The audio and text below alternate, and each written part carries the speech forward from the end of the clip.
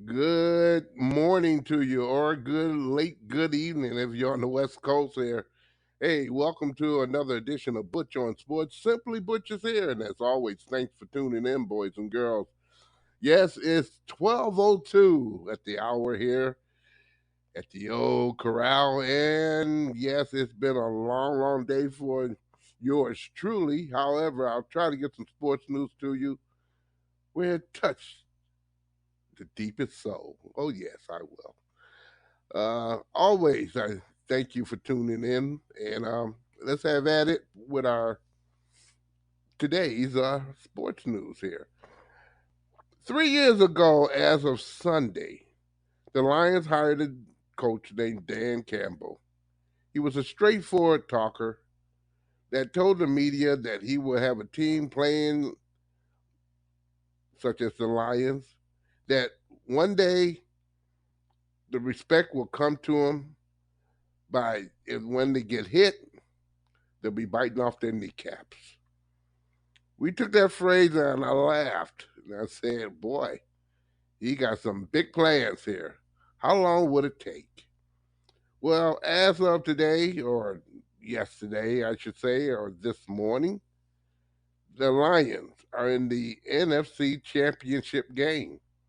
Yes, they took on Tampa Bay. They traded field goals in the first quarter, and they ended up trading touchdowns. And the game was at a 10-10 stack at halftime.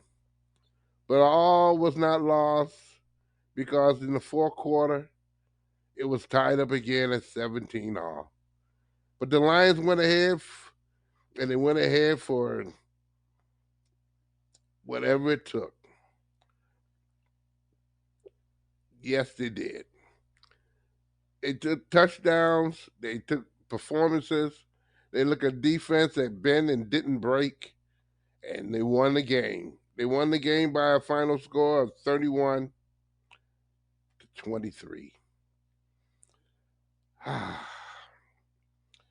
This game was a tearjerker, or should I say, kind of, if you had a bad heart, you kind of went away from the TV set and said, let me get it together and I'll turn it back on again.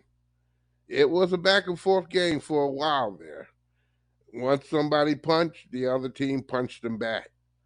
And we're talking Tampa Bay and Detroit. It wasn't an easy situation, but Detroit came up with some plays that you just couldn't get enough of there. Gibbs came up with a 33-yard touchdown run. Laporta caught 9 passes and with some important passes for first downs.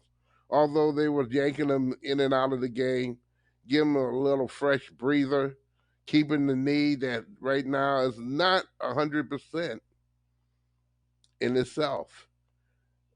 Jared Goff, he finished the game 30 for 43 for 287 yards and directed an efficient second half offense for the Detroit Lions, who long touchdown drives on 3 consecutive possessions took care of business. Yes, and Saint Brown, yes, he had 8 catches for 77 yards and a touchdown. And yes, the masterful play of Gibbs, electrifying the, the crowd with his runs, just had a very good game. He had 74 yards rushing and 40 yards for passing. That was a recipe for dynamite for the Tampa Bay. And let's talk about the defense there. They did bend, but they didn't break. In moments, they made exceptional plays. 2 interceptions by the defense. The important one was late in the third quarter. And an interception that gave the Lions life for another game and another round of playoff battle. Yes, they're going to play the 49ers, who themselves struggled before they clicked on a late rally in the fourth quarter for a 24-21 comeback win over the Green Bay Packers in the NFC divisional playoff round. However, the Lions did look a little crisper than San Francisco. However, their 31-23 victory over the Tampa Bay Buccaneers was not exactly a breeze. Either way, it figures out to be a good matchup for the NFC Championship game to be determined what team advanced to the Super Bowl. Yes, in Las Vegas, Nevada.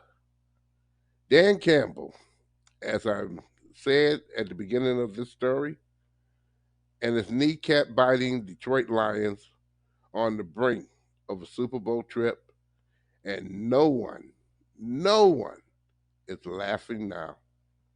Not a soul, not a speck of cereal. And, some of the highlights of this match, it was the electricity with the crowd. That was loud. Wasn't loud as it was in the first game, but loud just the same. And they gave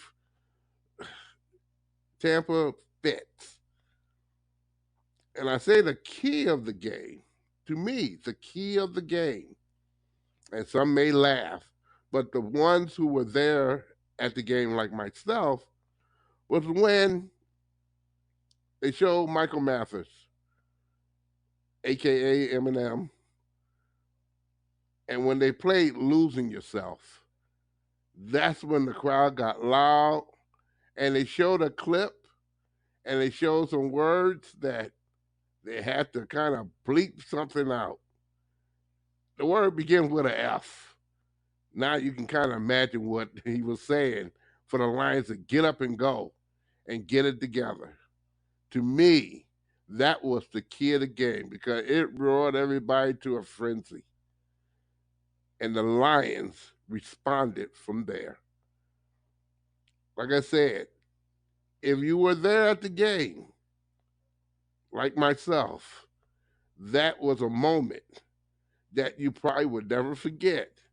But it did spur the Lions on to a victory and a chance of an NFC Championship battle. What a deal. Just some of the things you don't think of. A lot of stars were there. Jeff Daniels, Allen was there. Oh boy. It was a good game. And it was a good day. The Red Wings made a complete sweep of Tampa Bay hours after the Lions won their biggest game between the cities in the NFL divisional playoffs. The Wings did their part Sunday night and with a 2-1 victory over Tampa Bay Lightning. The Wings are 24-17-5, matching the Lightning's 53 points for third in the Atlantic Division. And the Wings have won 7 of their last 9 games, so they're 7-1-1, while rolling through one of the most difficult stretches of the schedule against playoff caliber teams. Now the Wings will continue. Yes, they will. They will continue their 6-game homestand this week with games against Dallas on Tuesday, Philadelphia on Thursday, and the Stanley Cup champions Vegas on Sunday. Oh, no, should I say not Sunday? Saturday. Yes, they will. It's a lot to be happy for. A sweep of, yes, Tampa Bay. On Thursday, the Detroit Tigers claimed Devin Sweet off the waiver from the San Francisco Giants, who claimed the right-hander off a waiver from the Oakland Athletics exactly 1 month prior. Sweet is 27 years old. He made his big league debut on July the 19th as a member of the Seattle Mariners, but now he is a Detroit Tigers. In other sports news, after suffering a knee injury strain, Detroit Pistons star Kate Cunningham has been cleared for basketball activities and is expected to be returning from injury in about a week. ESPN Eric Woodard, he reported on Friday that particular. And Kate Cunningham has missed at least 5 games for the Pistons due to the injury. The 21-year-old suffered a knee strain during the July 7th loss to the Denver Nuggets. He just played 11 minutes versus the defending champion before exiting midway through the second quarter. Now the Pistons played the Bucks on Monday, and yes, they played the Bucks on Monday after almost keeping up with the Bucks stride for stride this past Saturday. Oh no, this past Friday, of course. Yeah, they'll play at the Little Caesars Arena. Oh my! Let me finish off with some football news here that you can't get enough of, which I didn't say enough. I did watch the Green Bay Packers game, and everybody thought, boy, this could be lovely if the Detroit Lions do their thing, which has not happened, but it didn't. San Francisco came back and beat the Green Bay Packers, and thus the Lions have to travel to San Francisco, or should I say Santa Clara, to play on the 49ers. I saw some other games there. The Ravens look pretty doggone well in the first half. They did too, tied their score against their foes of Texas. However, they came out in the second half and just blew everybody away with 21 points and won their game convincingly, keeping the Texans at bay. So they will face the Buffalo Bills. I got a whiff of watching them today, which also was a close game against the Kansas City Chiefs. Yes, many felt that the Chiefs, out of their elements, being that this is the first time they played a game on the road, would lose. But Kansas City stayed prepped and polished and showed everybody they can do it on the road as well as at home. The Ravens and the Chiefs for the AFC Championship, and the Lions, yes, and the 49ers. By the way, if you don't know the times of the game, at 3 o'clock, you'll get AFC. That'll be on CBS if you're watching TV, or maybe going over to a friend's house or looking at a bar. And at 6:30, the Lions and 49ers on Fox. I am done tonight here with my sports news that you can't get enough of.